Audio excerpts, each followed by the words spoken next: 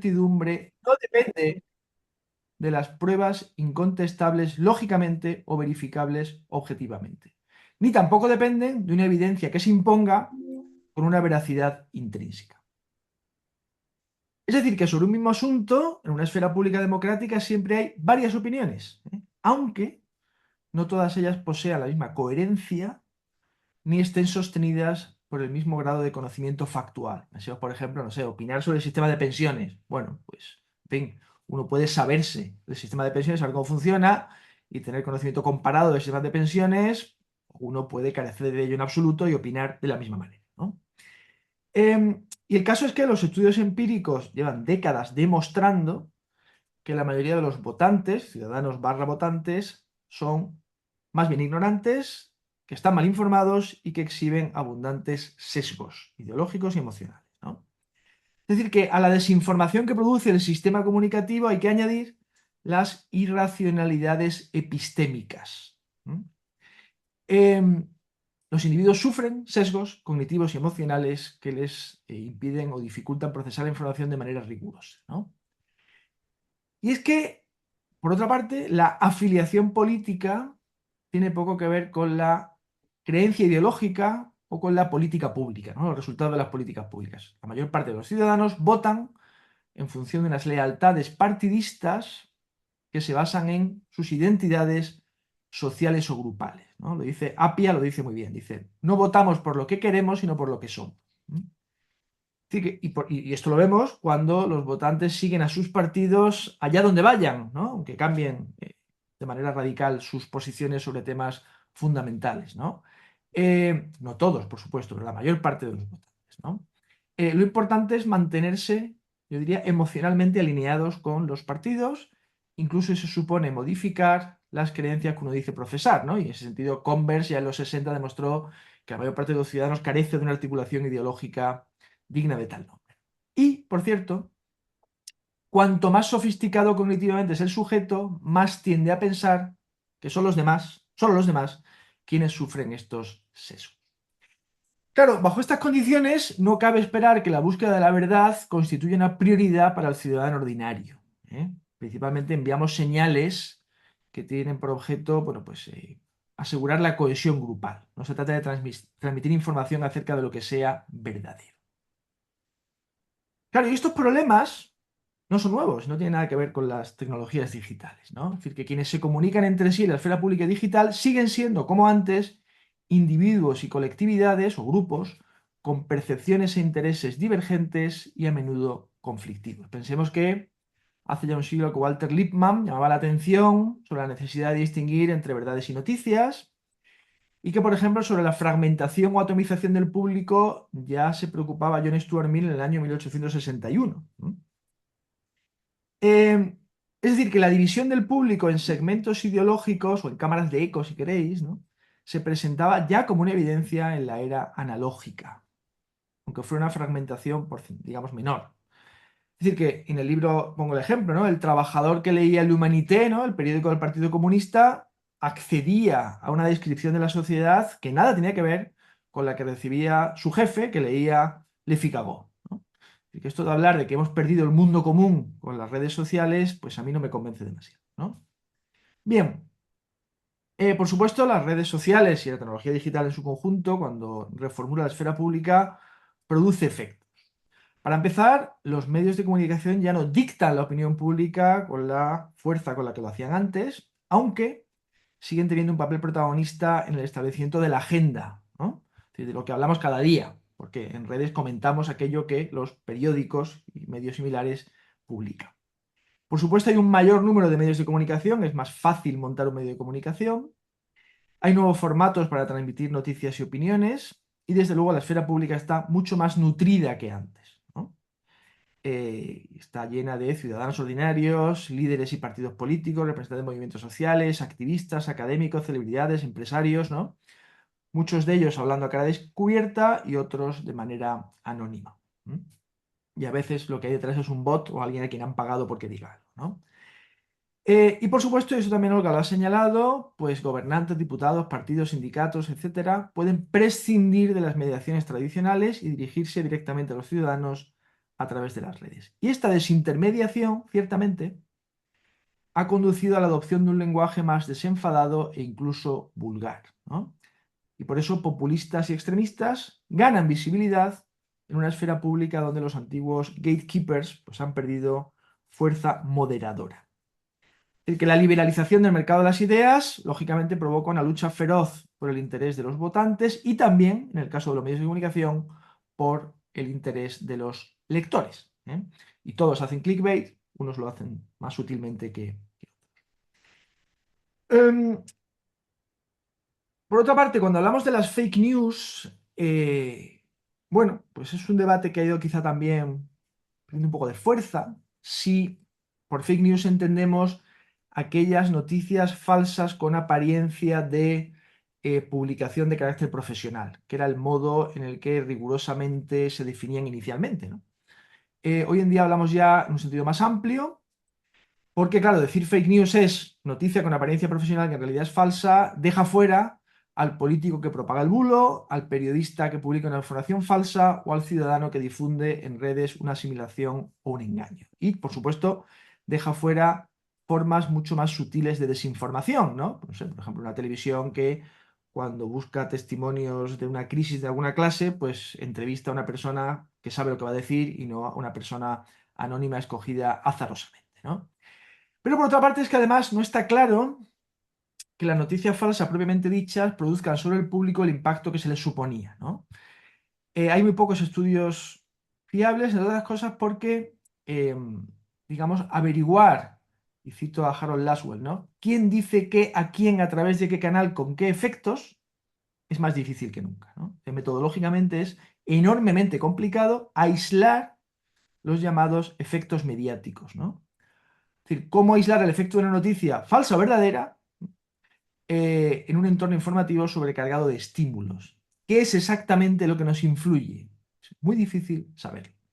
Pero bueno, cuando se ha tratado de medir la exposición del público a las fake news propiamente dichas y su disposición a compartirlas, pues se ha encontrado un impacto modesto. Por lo general, solo comparte una fake news quien ya está convencido de aquello que va a votar o de aquello que piensa, y en un porcentaje, como digo, pequeño. Bien, es decir, que también podemos leer la reestructuración digital del espacio público en el sentido de que no estaríamos ante una transformación radical de la política. Es decir, que los medios digitales permiten a los actores políticos tradicionales hacer lo que siempre han hecho, ¿no? Es decir, tratar de colocar su mensaje, llegar a los ciudadanos, persuadirlos y movilizarlos, solo que tienen nuevas herramientas para hacerlo. La novedad quizá estriba en la erosión de la autoridad, me he referido antes a la desintermediación, a la autoridad y el poder de los medios tradicionales, en lo que causa, bueno, una mayor contestación social, una mayor visibilidad del público, que eso es un cambio fundamental, por supuesto, sobre lo que luego volveré, y la aparición de nuevas voces, incluidas las voces de los extremos que antes quedaban más ahogadas. Es decir, que la desinformación se hace más conspicua. Y creo que nos queda claro a todos que la búsqueda de la verdad no es la esencia de la política. No obstante, la verdad sigue siendo un principio orientador del debate público. Un principio cuya realización se ve dificultada por el desinterés de los participantes en aplicar reglas formales para el debate, obviamente, pero todavía no hemos llegado a un punto en el cual el debate se desarrolle con arreglo a la premisa de que mentir está bien o que la verdad es irrelevante. No hemos llegado a eso. Otra cosa es que uno quiera creerse que la afirmación mendaz del líder político al que uno adora es una afirmación verdadera. Eso es distinto, ¿eh? Em, Encontrar la verdad sigue siendo el objetivo implícito del debate porque no puede haber otra forma de organizar un debate sobre asuntos públicos. Por otra parte, no obstante, más que incrementar el número de las cámaras de eco, yo creo que la digitalización lo que hace es crear condiciones idóneas para el desacuerdo y la polarización. Porque realmente, eh, si una señora de la calle Serrano antes escuchaba la COPE y leía la ABC, no encontraba opiniones diferentes a las suyas en ninguna parte. Hoy en día, en cambio, con más facilidad, vemos lo que opinan personas con las que no estamos de acuerdo. Pero, ¿cómo reaccionamos ante eso? Bueno, pues sencillamente negándonos a deliberar y afirmando nuestra verdad con más fuerza que nunca, ¿no? Es decir, que desde este punto de vista yo creo que tanto las fake news como las teorías conspirativas, como la negativa de debatir, todo esto son expresiones del tribalismo moral, ¿no? Y nos sirven para, digamos, contribuyen a la polarización, pero no la explican en sí mismos, ¿no? O sea que yo creo que de lo anterior se sigue que una esfera pública democrática es inevitablemente, un espacio donde se solapan las afirmaciones factuales, las interpretaciones, podemos decir, semánticas, ¿no? Y las propuestas normativas. Cada una de ellas con un grado diferente, según quien sea el emisor, de elaboración y fiabilidad. Y por ello no solo es imposible controlar quién dice qué a quién, por qué razones y con qué grado de elaboración, ¿no? Sino que habrá que aceptar que los actores políticos, gobiernos, partidos, movimientos sociales, recurrirán a la retórica y a la propaganda como medio para alcanzar sus fines porque no podemos evitar que lo hagan, creando con ello innumerables distorsiones en la deliberación. Em, yo creo que no obstante, quizá podemos hablar, en lugar de posverdad, podemos hablar de posfactualismo para designar el debilitamiento del poder persuasivo de los hechos o la mayor dificultad con que nos encontramos para fijarlos. Más que hablar de posverdad como algo así, como aquello que está después de la verdad, ¿no? Ya hemos dejado de creer en la verdad. Yo creo que no hemos llegado tan lejos, ¿no? Estamos ante una intensificación evidente del desorden que es inherente a la esfera pública democrática. Es decir, que la esfera pública en la era digital es más caótica de lo que solía, pero no creo que sea ni más ni menos fiel a la verdad, que nunca ha sido demasiado fiel a la verdad, ni podemos esperar que llegue jamás a serlo. Unos cuantos puntos más antes de terminar el paso al debate. No quiero extenderme demasiado. Ocurre por otra parte que la premisa según la cual existe la verdad con mayúsculas esperando a ser descubierta a través de la política, esto tiene muy poco de liberal. En la sociedad liberal democrática, de acuerdo con los liberales, es decir, Rorty, Rawls y compañía, ¿no? Y de ahí para atrás, pues la verdad ocupa una posición ambigua. Porque admitimos, lógicamente, la existencia de verdad factual, ¿no? Salvo algunos constructivistas radicales, sean cuales sean las dificultades que comporte en cada caso el acceso a esa verdad factual, mientras que por otra parte enfatizamos la provisionalidad de las verdades morales y políticas, porque bueno, la historia es un cementerio de viejas verdades, ¿no? Y por otra parte, ni siquiera está claro que el objetivo de la democracia sea decidir sobre la verdad, ya que por su propia naturaleza está abierta a la pluralidad social y tiene encomendada la mediación entre intereses. Otra cosa es, como dice Bernard Williams, bueno, pues que la gestión de los asuntos públicos por parte de las administraciones públicas requiera de la verdad. Eso está claro. Pero en una sociedad democrática, como dice Rawls, la política no puede estar guiada por la búsqueda de la verdad completa, ¿no? Discutimos acerca de cuestiones de justicia y de adjudicación de recursos, pero no sobre la validez última de las distintas concepciones del bien, porque no sabemos cuál es el bien supremo, ¿no? Aquí, por supuesto, late el peligro de exagerar las consecuencias de la posverdad o de atribuir a sus manifestaciones una potencia causal inverosímil y de controlar las redes. A mí esto me parece peligroso, ¿no? Esta idea de que hay que controlar las redes porque quien está ahí solo consume bulos y esto pues perjudica a los gobiernos. Y por tanto, yo creo que más bien habrá que aceptar que estamos ante un debate más desordenado y cacofónico, pero también más plural y más informado. Porque nunca ha habido más facilidad para que se hagan oír quienes antes debían permanecer en silencio, ¿no? Tema del silencio, ni ha existido jamás tal cantidad de fuentes de información a disposición de quien quiera aprovecharlas, ¿no? Es el cuánto tarda una mentira gubernamental hoy en ser desmentida en las redes sociales. Bueno, 5 minutos, ¿no?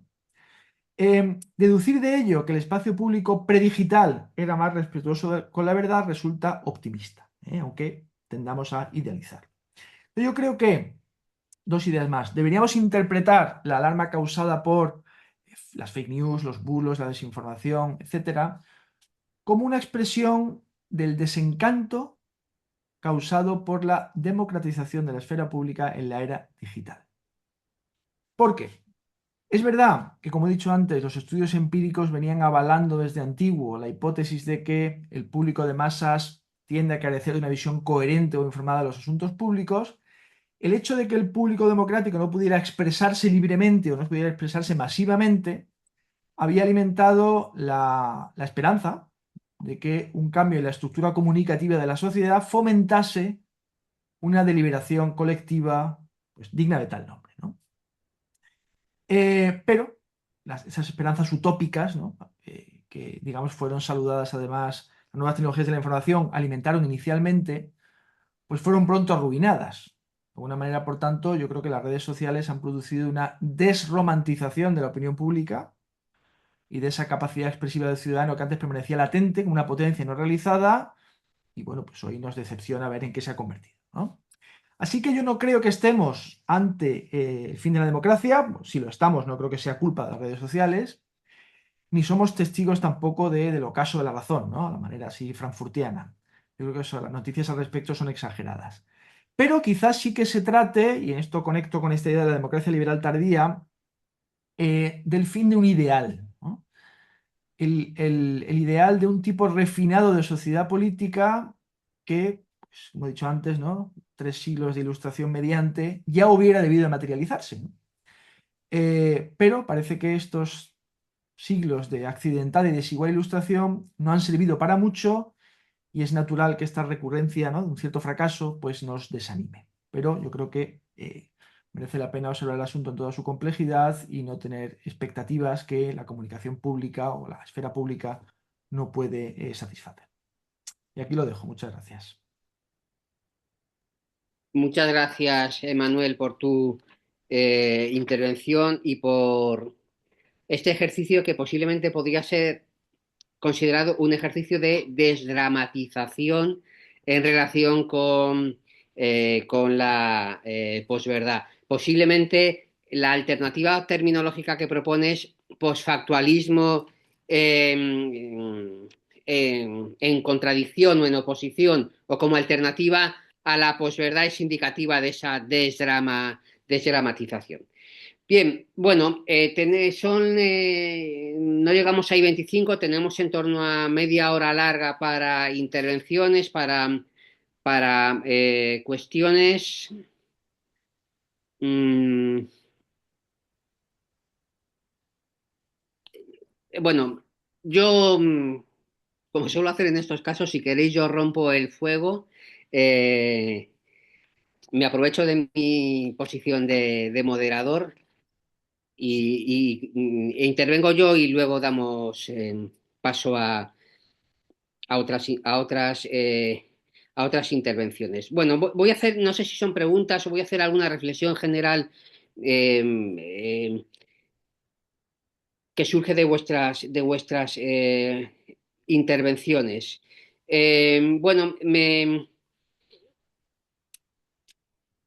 creo que es interesante haber oído de manera sucesiva a Olga y a Manuel y a Olga, porque, por ejemplo, en relación con la privatización de la esfera pública, creo que no mantienen posiciones mm, coincidentes al 100%.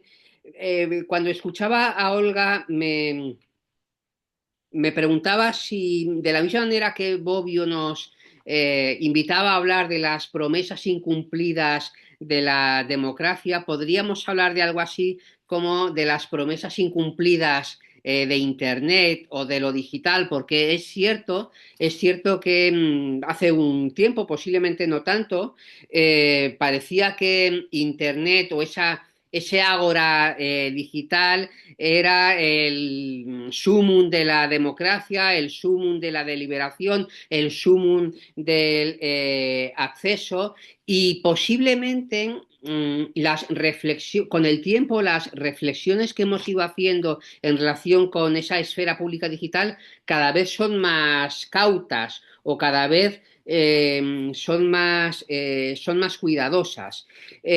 Bueno, posiblemente Internet,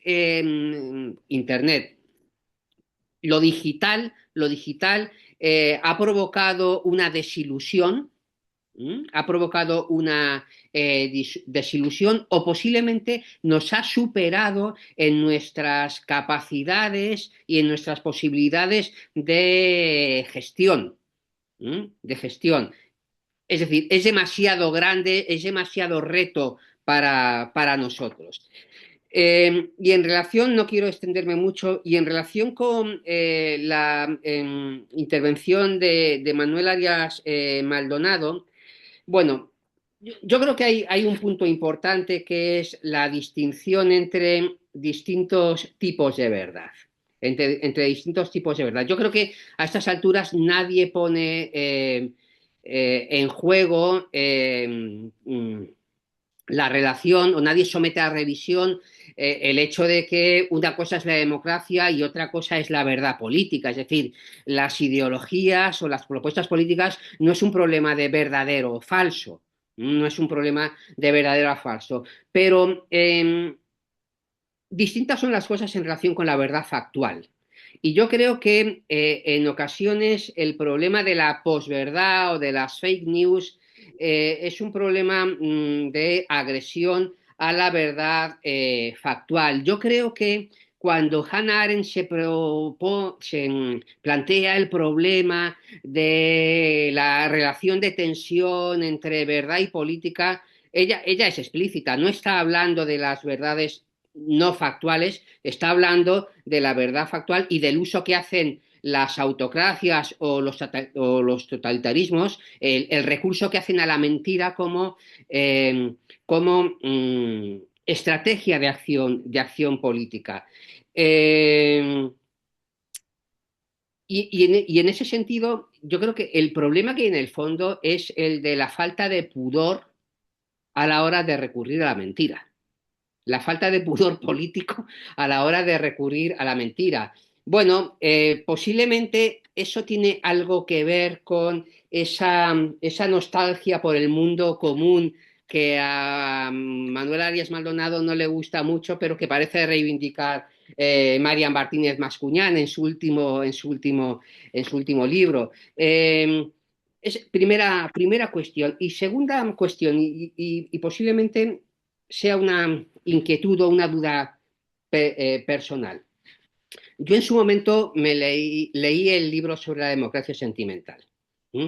Y cuando llegó a mis manos el libro sobre posverdad, eh, yo sospechaba que iba a haber, antes en la presentación he dicho, bueno, son dos libros que tienen una conexión, pero yo sospechaba que iba a haber en el segundo libro un mayor rastro, unas mayores huellas de los problemas de abuso de las emociones que el profesor Arias Maldonado había denunciado en el primer libro. Y una de las últimas cosas que nos ha dicho en su intervención es que dejemos de pensar en el ocaso de la razón. Y yo no sé si es una lectura errónea por mi parte, pero parece que lo que en el primer libro denunciaba Manuel era precisamente el ocaso de la razón. El ocaso de la razón o la superabundancia de elementos emocionales. De elementos emocionales. Y una última observación. Ha mostrado dos tesis sobre la posverdad, una tesis fuerte y una tesis débil, si se quiere decir, o una tesis más moderada. Yo creo que, y hablando del recurso a la mentira como acción política, es decir, el problema de la posverdad es que falsifica los procesos participativos. O puede falsificar los procesos participativos. Si eso es cierto, alguien que afirmara lo que acabo de afirmar, ¿en cuál de las dos tesis se situaría? ¿En la fuerte o en la débil? Muchísimas gracias a Olga y a Manuel por sus intervenciones. No sé si hay más manos levantadas. Si no las hay, el profesor Carlos Lema, ¿os parece que demos paso a más intervenciones y luego, en función de lo que Sí. haya, intervenís? Carlos, cuando quieras. Hola de nuevo. Bueno, la mía es una cosa mucho más concreta. Yo, al hilo de lo que habéis hablado, me gustaría que si pudieras hacer un comentario sobre, bueno, pues la modificación en relación con lo que habéis dicho, ¿no? Sobre la propuesta de modificación de la Ley de Derecho de Rectificación que, como sabéis, pues, bueno, pues la propuesta de modificación es ampliar la aplicación a medios digitales e influencers, ¿no? Bueno, pues personas que tienen pues, seguidores en las redes sociales, pues bueno, alrededor de 100.000, bueno, ahí no recuerdo exactamente los detalles, ¿no? Y si os parece que esto, que bueno, parece que indica un poco una vía, ¿no? Legal, pues para ampliar el régimen de lo que bueno, pues venía siendo la regulación del periodismo pues a las nuevas realidades. Si os pensáis que esto bueno, pues puede tener algún recorrido o cómo encaja dentro de vuestra visión. Por cierto que yo y ayer lo escuché de casualidad en la radio, yo no era muy consciente de esta cuestión, ¿no? De cómo funcionaba la rectificación, pero la ley actualmente vigente, que es del año 84, aunque esto parece que ya está en la ley de prensa de Franco barra Fraga, pues que lo que hace es que toda persona pues, tiene derecho a que se rectifique la información difundida cuando considere que son informaciones inexactas y cuya divulgación pueda causarle perjuicio, ¿no? Y ayer un poco lo que discutían en la radio, claro, desde el punto de vista de los periodistas, pues era la posible, bueno, no solo la posible, denunciaban que era un hecho, ¿no? Que esto se estaba utilizando de forma un poquito perversa pues precisamente pues para obligar a medios de comunicación a rectificar noticias que ellos sabían que, vamos a ver, pues que la rectificación era completamente falsa, de acuerdo con la información que tenían, pero que la ley, tal como estaba diseñada, no les dejaba otro remedio que hacer la rectificación y publicar la rectificación sin mayor, porque es otra de las exigencias de la ley, ¿no? Sin mayor apostilla, sin mayor comentario, una rectificación que igual no siempre, pero hay veces que la rectificación rectifica precisamente la falsedad de lo publicado, ¿no? Pero a veces parece que ocurre al contrario, ¿no? Entonces, bueno, esto pues también tiene su interés desde el punto de vista de lo que es la verdad, la posverdad y todo esto, porque, bueno, pues la legislación como está, lo que dice es que hay que rectificar cuando el interesado considera que es inexacto y sin entrar a valorar si eso es exacto o inexacto. Bueno, era un poco si podías comentar esto en función de las cosas mucho más complejas y elevadas de las que habéis hablado. Esto es una cosita muy concreta, pero igual sirve, yo creo que de piedra de toque para alguna de las cosas que aquí han salido. Gracias, Carlos. No sé si hay más manos levantadas. Bueno, pues si queréis Manuel y Olga, o Olga y Manuel, como queráis. Bueno, yo para empezar querría decir que yo creo que hay dos coincidencias básicas entre Manuel y yo. Uno, que pensar que esto es quizás novedoso en cuanto a la intensidad y el medio, pero que las problemáticas, ¿no? Yo citaba Fuente Ovejuna, las problemáticas son que plantean los avances, ¿no? Los nuevos medios tecnológicos de comunicación las han planteado todos y cada uno de los medios, ¿no? Nos estamos planteando unas cuestiones muy similares con otras dimensiones, ¿no? Con otras dimensiones, pero unas cuestiones, unas preocupaciones similares.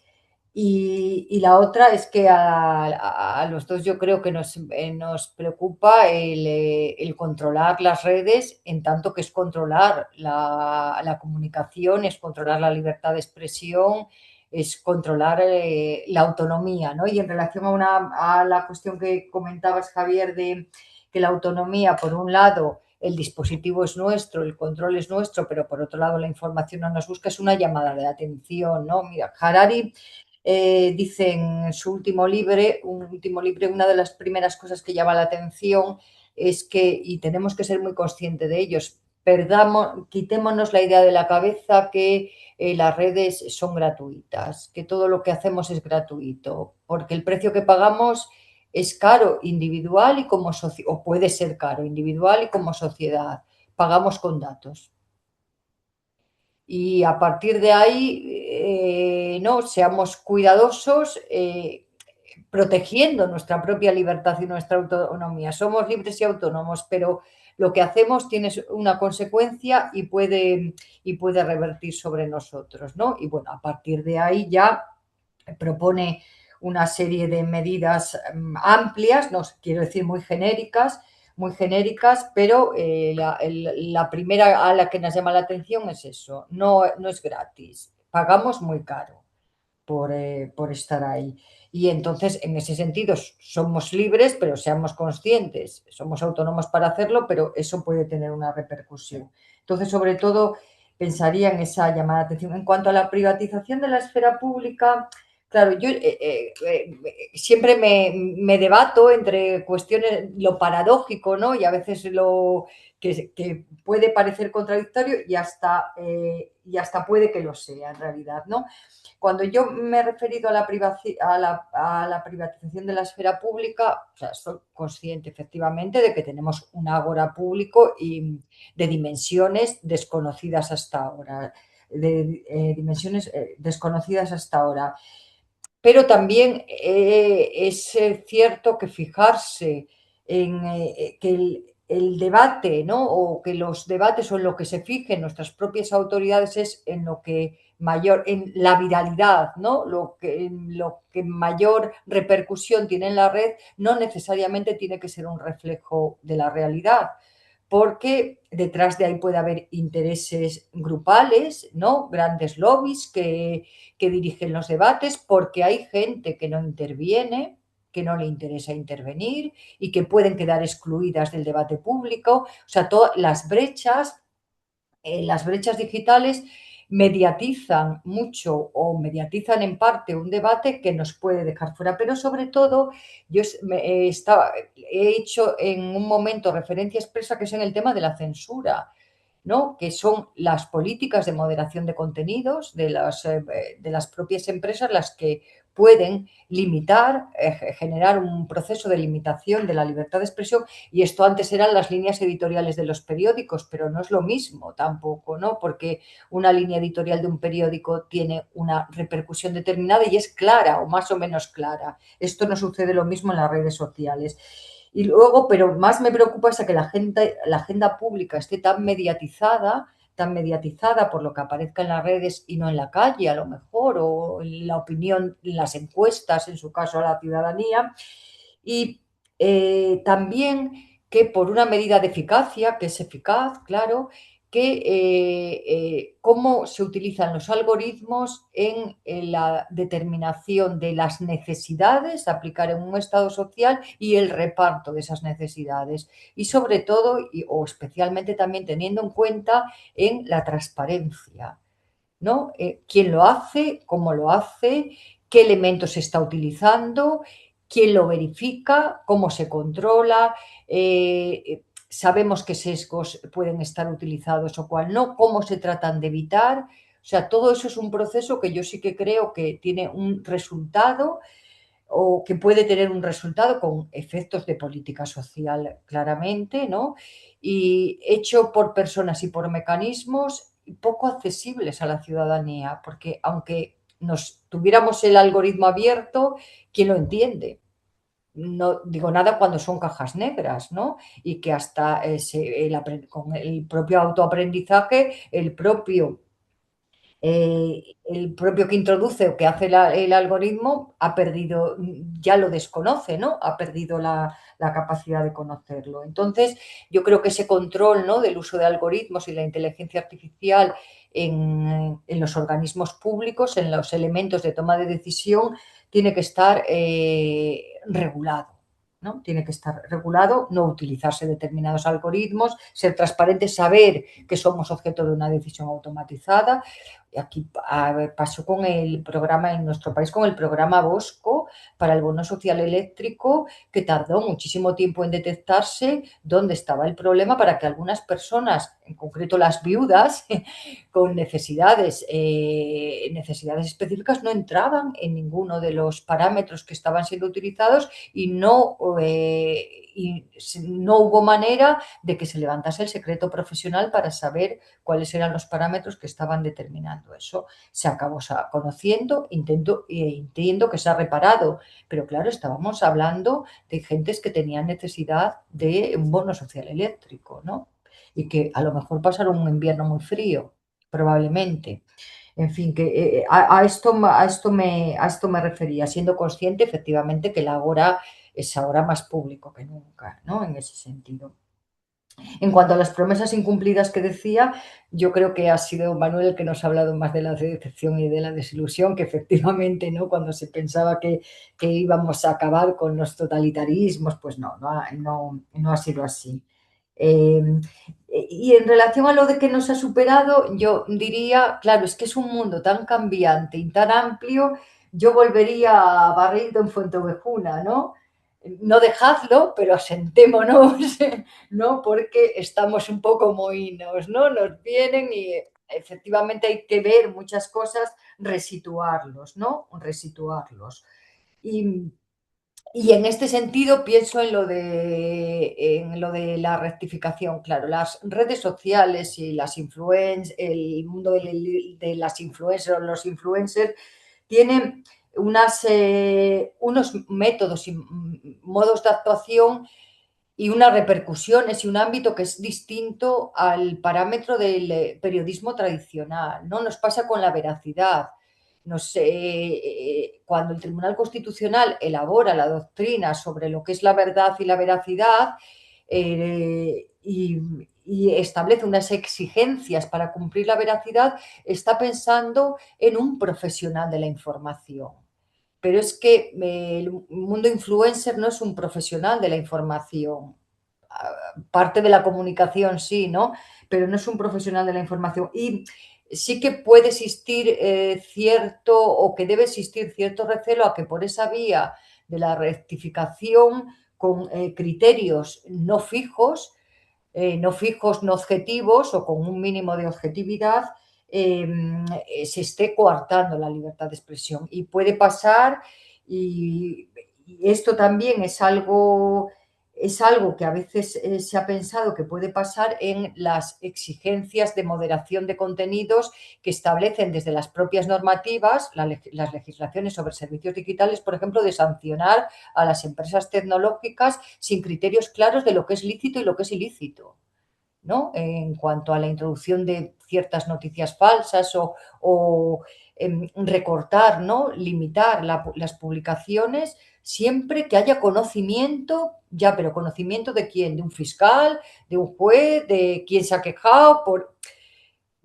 claro, pero ante el temor a las sanciones, dice, ojo, que yo a lo mejor prefiero que no se haga. Bueno, pues esto puede abundar en las limitaciones de la libertad de expresión que no sería lógicamente algo deseable, ¿no? Y aquí de momento. Gracias, Olga. Manuel. Sí, muchas gracias. Bueno, pues por complementar un poco lo que decía Olga y responder a las preguntas tan perspicaces que me has hecho.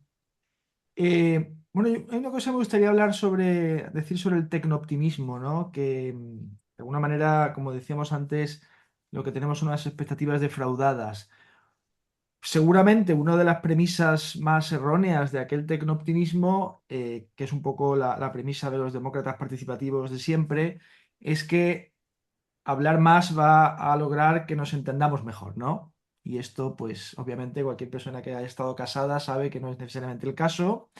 Y por eso la insistencia de los liberales en llegar a acuerdos, ¿no? Que son valiosos en tanto que tales acuerdos, sin necesidad de desentrañar forzosamente las verdades últimas sobre las que estos descansan, ¿no? Otra cosa es que puedan funcionar, desde el punto de vista metodológico, los mini públicos, en los cuales bueno, no se sienta allí, le dan información, lee información sobre los temas de los que va a debatir y con unas reglas claras de debate delibera. Eso es otra cosa y el debate público en la esfera pública nunca va a ser eso, ¿eh? Nunca va a ser eso. Y cuando yo hablaba antes de que, bueno, la privatización de la esfera pública es preocupante en la medida en que pueda estar mediada por grandes empresas que controlen algunas normas que condicionan la manera en que el debate se desarrolla, pero eso no debe hacernos olvidar que nunca ha sido en sentido propio, la esfera pública nunca ha carecido de agentes privados que mediaban en ella, ¿no? Y cuando, digamos, los agentes que mediaban en ella eran públicos, por ejemplo, en los tiempos en los que solo existía una televisión, ¿no?, pública en España, por ejemplo, bueno, pues eso no garantiza precisamente el pluralismo, ¿no? Con lo cual hay ahí un matiz que quería introducir. Bueno, mi problema con el mundo común es que no sé cuál es. O sea, es que no sé cuál es ese mundo común y cómo puede construirse una percepción de la realidad en la cual estemos todos alineados. Yo creo que ahí Hannah Arendt, a la que dedico un capítulo en el libro, pues peca de gran idealizadora del mundo de la democracia clásica de Atenas, ¿no? De la polis, que no tiene nada que ver con la democracia liberal ni nada que ver con nuestras sociedades contemporáneas, aunque ella luego también escribió valiosamente sobre la democracia norteamericana, la crisis del Pentágono, etcétera.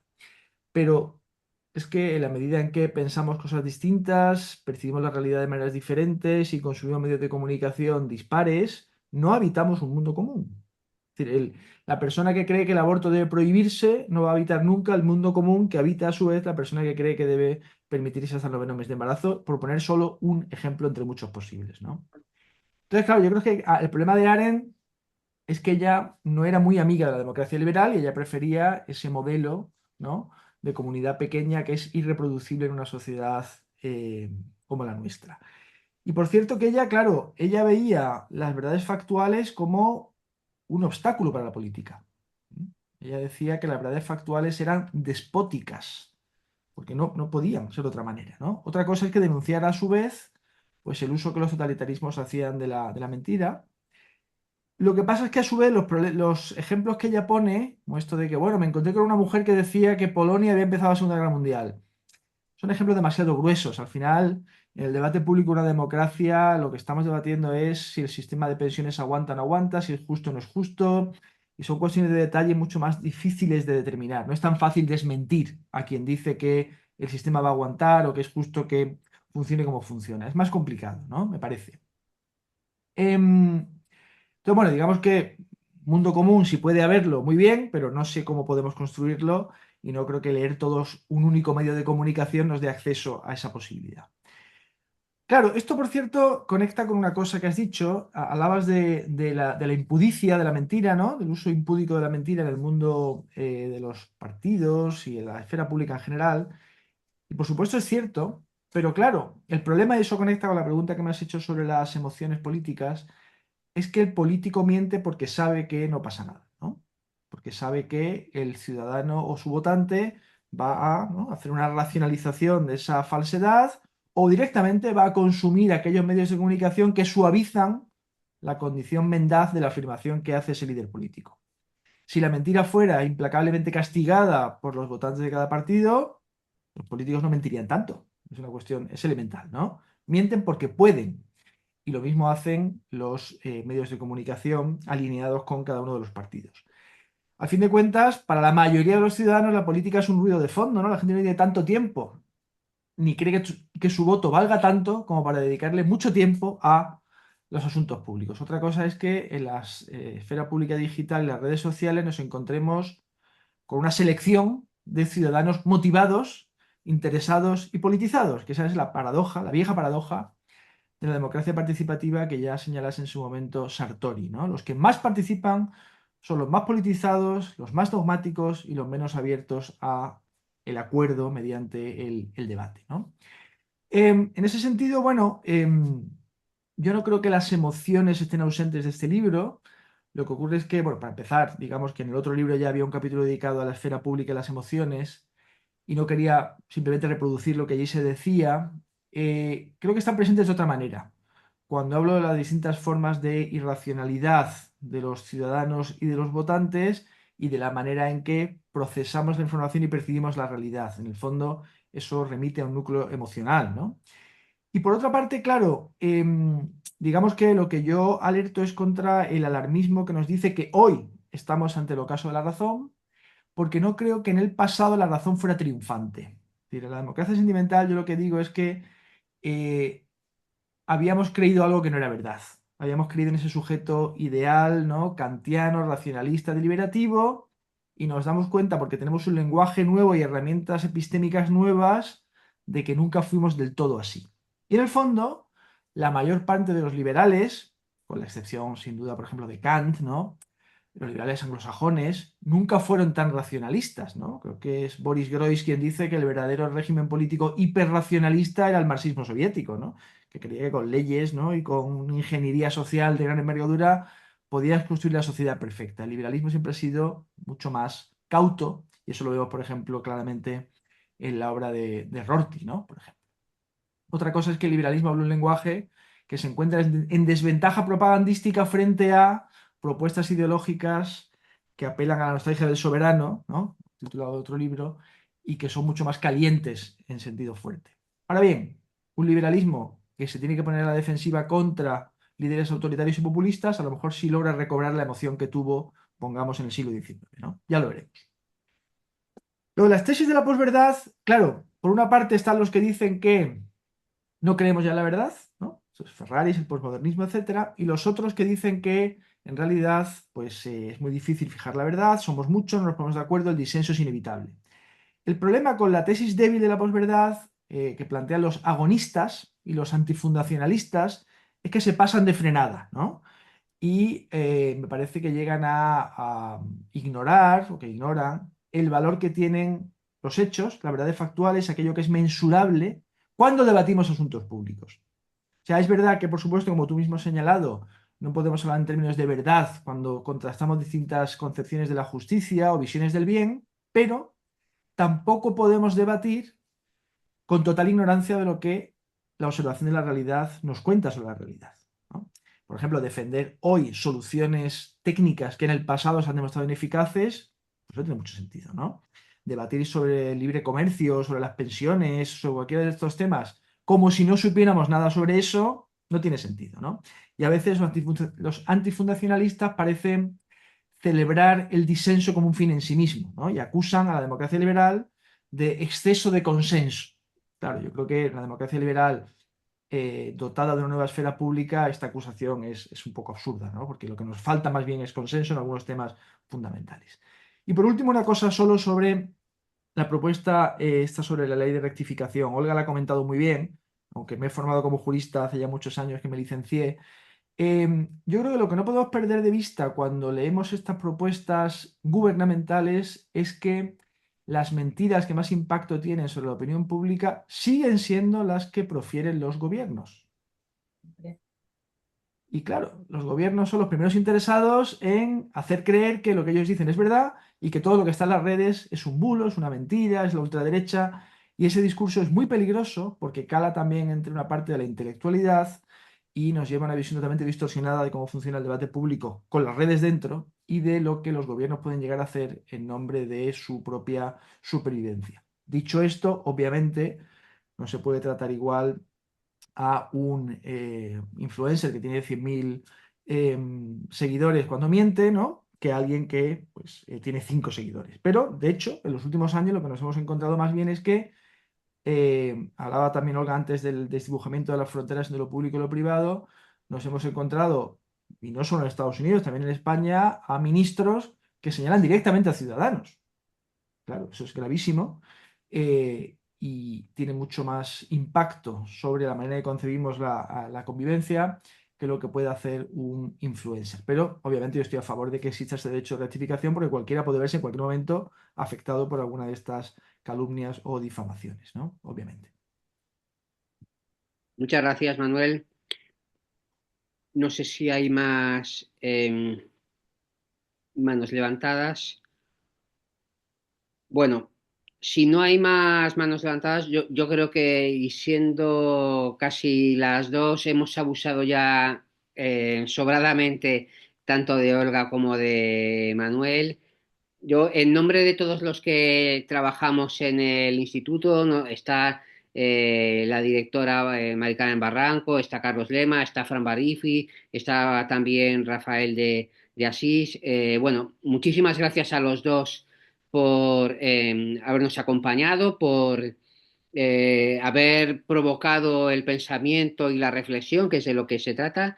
Es el pan que nos alimenta todos los días o por lo menos que nos da vida en el contexto en el que estamos. Nada, muchísimas gracias por vuestra compañía, por vuestra intervención y no descartaría que en el futuro si siguiéramos abusando de vosotros y os propusiéramos otras intervenciones, pero bueno, lo vemos en función de las disponibilidades. Olga, Olga, muchísimas gracias por vuestra participación. ¿No? Gracias a vosotros por la invitación y encantada, siempre que queráis, Sin duda, a muchas vuestra gracias. disposición. Pues Hasta nada, yo luego. creo que podemos cerrar la sesión y buenas tardes a todos y a todas. Adiós, gracias. Gracias. Luego, gracias. Adiós. Hasta luego. Gracias.